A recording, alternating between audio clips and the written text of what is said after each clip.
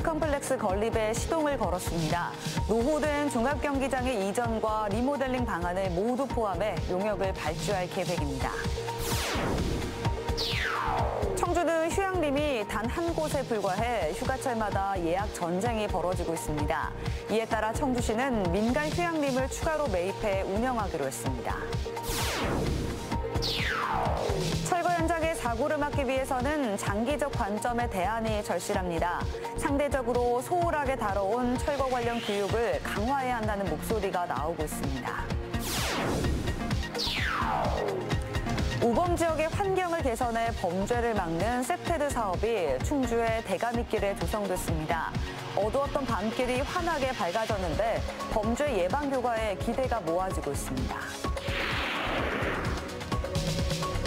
여러분 안녕하십니까. CJB 8시 뉴스 시작합니다. 최근 충청북도와 청주시가 복지정책 등 현안 사업을 두고 갈등을 빚고 있지만 새로운 스포츠 인프라 조성에 대해서는 공감대를 형성하고 있습니다.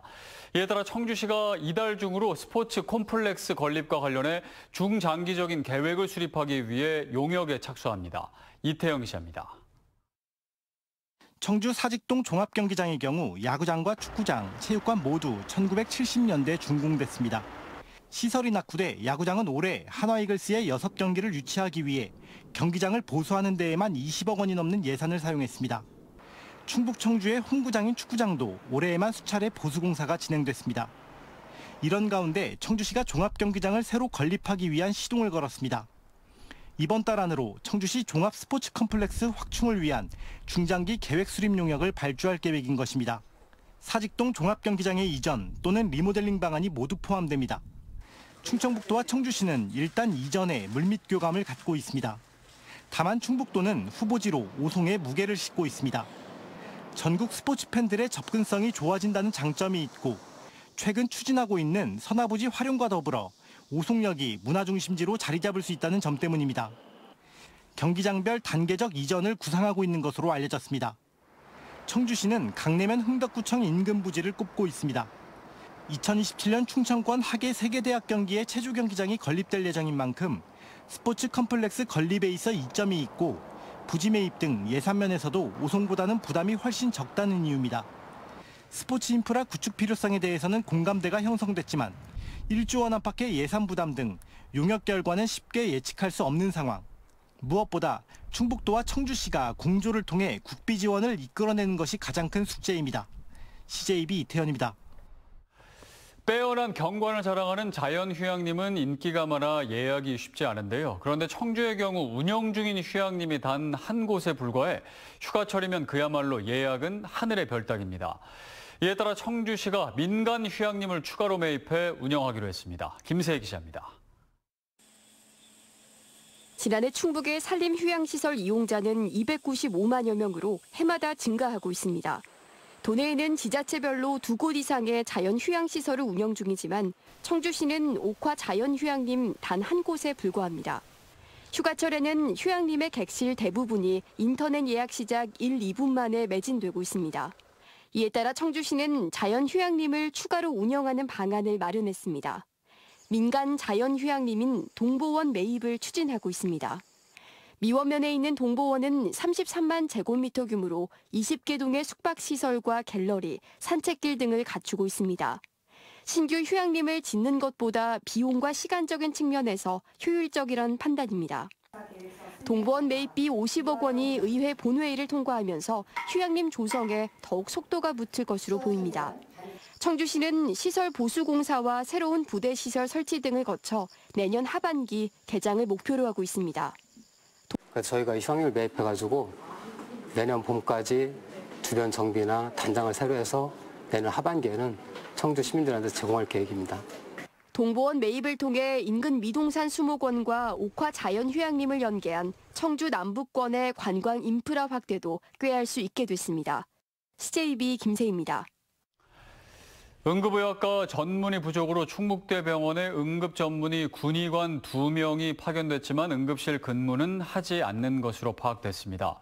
정부가 지난 4일 의료 공백을 막기 위해 군의관을 추가로 투입했지만 파견된 군의관들이 진료 부담 등의 이유로 응급실 근무를 거부하면서 중환자실과 병동에 배치됐습니다. 지난달 충북대병원 응급실은 전문의 7명 가운데 2명이 병가와 휴직을 내면서 나흘간 일시적으로 응급실 운영을 중단했습니다. 어제 건물 철거 현장에서 사고를 막기 위해서는 해체 계획서 작성 단계부터 많은 변화가 필요하다고 전해드렸습니다. 해체 산업 발전에 대한 장기적인 관점의 대안도 절실한데요. 멀리 내다봤을 땐 어떤 노력이 요구되는지 박원 기자가 취재했습니다. 건축물 해체 산업에 대한 주목도는 높아졌지만 현장에서 이런 현실을 제대로 반영하지 못하는 이유가 있습니다. 당장 대학교 교과 과정만 봐도 그렇습니다. 감리사로 진출하는 사회초년생은 대부분 건축 관련 학과를 나왔는데 해체 방법은 교과목의 한 가지 주제 정도로만 다뤄지고 있습니다. 그렇다 보니 철거에 대한 이해도가 다소 부족할 수밖에 없습니다. 우리나라의 대부분의 건설계열 학과에서 사실 중요도가 떨어졌던 게 사실이죠. 그런데 이제 이런 부분 증가하면서 해체 안정성이라든가 또 해체 시설 공법 적용이라든가 이런 부분과 연관되어져서 커리큘럼이 개설될 필요가 있다라고 보고 있고요. 이 때문에 최근 학계와 설계업계, 해체업계의 전문가가 모인 관련 비영리 단체가 꾸려졌습니다. 앞으로 해체 산업 발전에 대한 포럼 등을 통해 해체 기술 향상을 꾀할 방침입니다. 특히 철거 기사의 전문 교육도 필요하다고 판단해 교육 프로그램과 민간 자격증 시험을 마련했습니다. 이 굴착기 조종하는 기술만 배웠지 해체하는 교육은 안 받았거든요. 근데 이제 굴착기 조종원들이 그거에 대한 지식이 없으니까 그 해체 작업을 하는 그 전문 교육을 이제 받아야 된다. 자치단체 차원의 관심도 중요합니다. 서울시와 광주광역시는 철거 건물 붕괴 사고 이후 자체적으로 해체공사 안전관리 매뉴얼을 제작했습니다. 공사를 담당하는 공무원, 작업자, 감리자 등이 반드시 준수해야 하는 최소한의 가이드라인을 만들어 사고를 차단하겠다는 취지인데 다른 자치단체에도 도입할 필요성이 있습니다.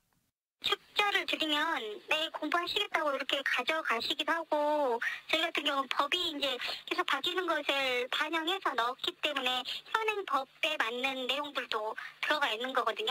이번 모충동 사고의 관할관청인 청주시는 관리감독 강화를 위한 대책을 강구하고 있다고 밝혔는데 단순 현상으로 접근하는 게 아니라 이제는 해체 산업 발전을 위해 어떤 노력이 뒷받침돼야 할지 심도 있는 고민이 필요합니다.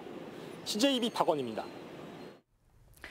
어둡고 컴컴한 밤길을 다니다 보면 두려움을 느낄 때가 있죠. 이런 우범 지역의 환경을 개선해 범죄를 사전에 방지하는 셉테드 사업이 충주의 대가미길에 완공돼 기대를 모으고 있습니다. 이은영 기자의 보도입니다. 충주시 교현 칠금동의 대가미길입니다. 노후된 주택과 어두운 골목길, 노인 인구가 밀집돼 있는 데다 좀도둑이 극성을 부리는 등 충주의 대표적인 범죄 취약지입니다. 이 동네가 한 40년을 넘기 때문에 낙후된 지역이 참 많아요. 어둠컴컴하고 또 어르신들이 많이 사시고 이렇다 보니까 좀도둑이 많이 들어도 그냥 그러려니 하고 사는 거예요. 낡고 더러웠던 담벼락이 화사한 벽화로 탈바꿈했습니다. 어두웠던 밤길은 환하게 밝아졌고 충북 최초로 5개 빔 프로젝트 기능이 탑재된 CCTV 스마트 젝트에 AI 기능의 CCTV도 설치됐습니다. 태양광 도로 표지병과 태양광 안내판까지. 행정안전부의 지역 범죄 예방 환경 개선 공모 사업에 선정돼 2억 원의 예산을 지원받아 추진된 셉테드 사업 덕분입니다. 셉테드란 환경 설계를 통한 범죄 예방을 뜻하는 용어로 지역 환경을 범죄를 저지르기 어려운 구조로 설계해 범죄자의 범죄 심리를 억제하고 주민들의 범죄에 대한 두려움을 줄이는 기법을 말합니다. 이를 위해 전국 최초로 드론을 활용해 대가미길 일대를 3D 모델링하고 지역별 일조량 등 디지털 분석을 통해 범죄 예방 시설물의 최적지를 선정했습니다. 본 사례는 자치경찰체 운영에 따른 수범 사례로서 전국의 모범적인 사례가 될 것이고요.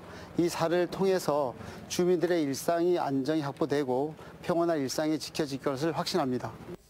지난 2월부터 7개월 만에 햇빛 가득 대가미길 셉테드 사업의 완공을 맞은 충주시는 이 사업을 더욱 확대해 나아갈 계획입니다.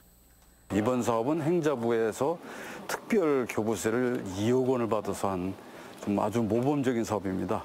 아마 경찰에서도 그렇고 이 사업을 추진한 측에서 더 의욕을 가지고 많은 사업을 하실 거라고 생각하고 충주시에서도 적극 후원하겠습니다. 환경 개선으로 범죄를 사전에 예방하는 셉테드 사업이 낙후된 구도심 속 지역 주민들의 안전에 어떤 성과로 다가올지 관심이 모아지고 있습니다. CJB 이윤영입니다. 충청북도 자치경찰위원회가 충북도의회 의원들과 추석 연휴를 앞두고 청주 성안길과 중앙공원 일대에서 현장 치안 활동을 벌이고 현장 경찰관과 자율방범대원들의 애로사항을 들었습니다.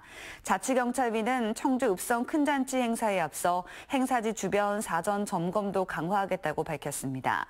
한편 2기 충청북도 자치경찰위원회는 출범 100일을 맞아 더 안전한 충북, 함께하는 자치경찰을 목표로 도민과의 소통을 더욱 강화하고 실효성 있는 치안 정책을 추진할 계획이라고 밝혔습니다.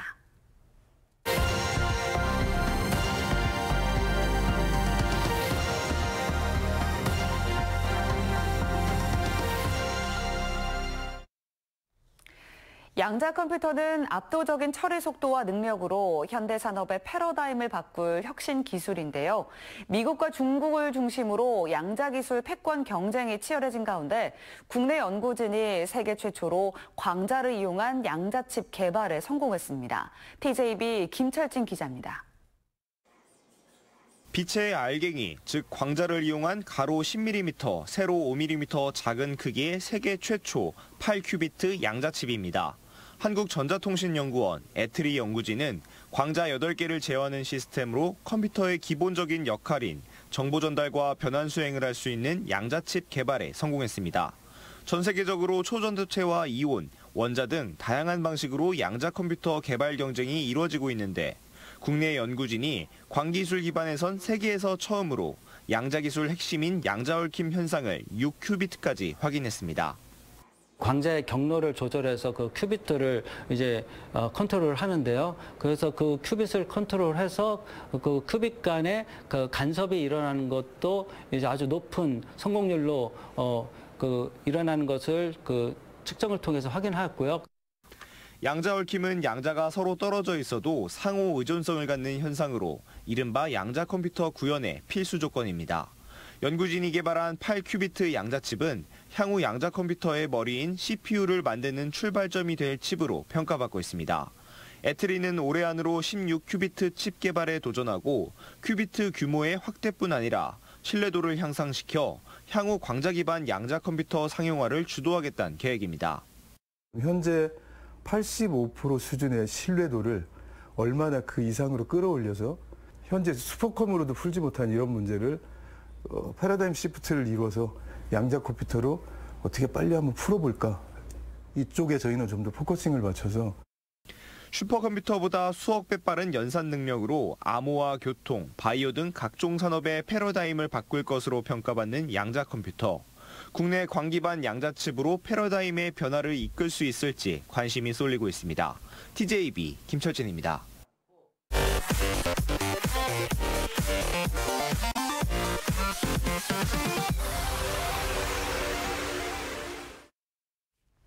충북도의회 교육위원회가 충북교육청이 제출한 2회 추가 경정 예산안을 심사해 100억 원이 넘는 예산을 삭감했습니다. 교육위가 삭감한 예산은 학생 스마트 기기와 다채움 학생 맞춤형 자기주도학습 지원 사업 등 총 7건에 116억 4천만 원입니다. 이번 예산안은 오는 9일 예결위 심사를 거쳐 11일 임시회 2차 본회의에서 최종 결정됩니다. 청주시의회 행정안전위원회 정재우 의원은 5분 자유 발언을 통해 이범석 시장의 역점 사업인 무심천과 미호강 친수공간 조성 사업이 무심천에 편중된 사업으로 전락했다며 대책 마련을 요구했습니다. 정 의원은 이번 친수공간 조성 8개 사업 146억 원 중 대부분이 무심천에 편중됐고 미호강은 화장실 단 한 곳만 설치되고 있다고 질타했습니다. 또 다목적 공간 조성 사업 등 미호강 2개 사업의 중단은 인근 주민들의 눈높이에 맞지 않다며 조속한 대안 마련을 주문했습니다. 임진왜란 당시 함락됐던 청주성 탈환 432주년을 기념하는 청주읍성 큰잔치가 내일까지 이틀간의 일정으로 중앙공원과 성안길 일원에서 열립니다. 읍성을 돌아 청주를 품다를 주제로 열리는 청주읍성 큰잔치는 오늘 개막식을 시작으로 축하 공연 등이 진행되며 내일은 축제의 하이라이트인 청주읍성 시민 퍼레이드가 펼쳐집니다. 한편 내일 청주읍성 퍼레이드가 진행되면서 중앙공원과 상당 사거리, 옛 남궁병원 사거리 등이 오후 2시부터 4시까지 순차적으로 통제됩니다. 충청북도교육청 직속 기관인 자연과학교육원이 주관하는 제14회 충북수학축제가 이틀간의 일정으로 충북대 개신문화관에서 개막했습니다. 온 세상이 수학이다라는 주제로 열린 수학축제는 수학적 사고와 수리력은 모든 학문의 근간이며 첨단 기술 개발의 출발점이라는 인식 아래 학생들이 수학과 더 친숙해질 수 있는 흥미로운 프로그램으로 구성됐습니다. 국립한국교통대가 지역 고등학생과 교사 등 1000여 명을 초청해 오픈 캠퍼스를 개최했습니다. 오픈 캠퍼스는 한국교통대 30여 개 학과와 유관 부서 등이 고교생들에게 다양한 전공 체험의 기회를 제공하고 향후 진로 탐색과 진학 설계에 도움을 주고자 마련했습니다.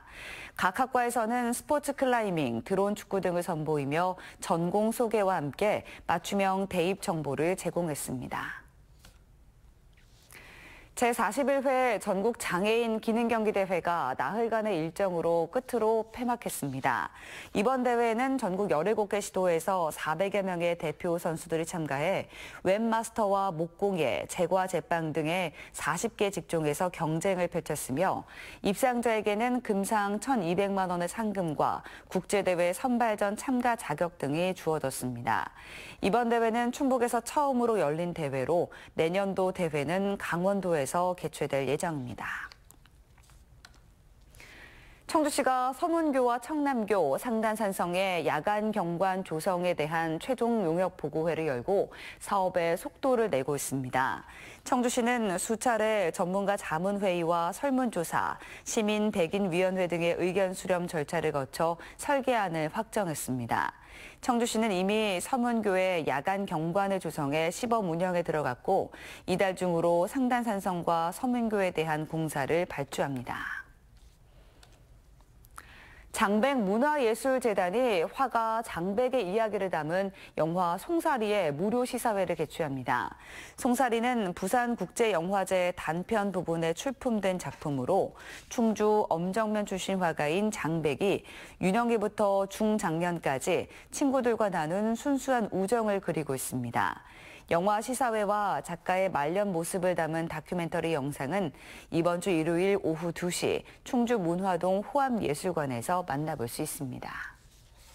이상으로 CJB 8시 뉴스를 모두 마칩니다. 시청해주신 여러분 고맙습니다.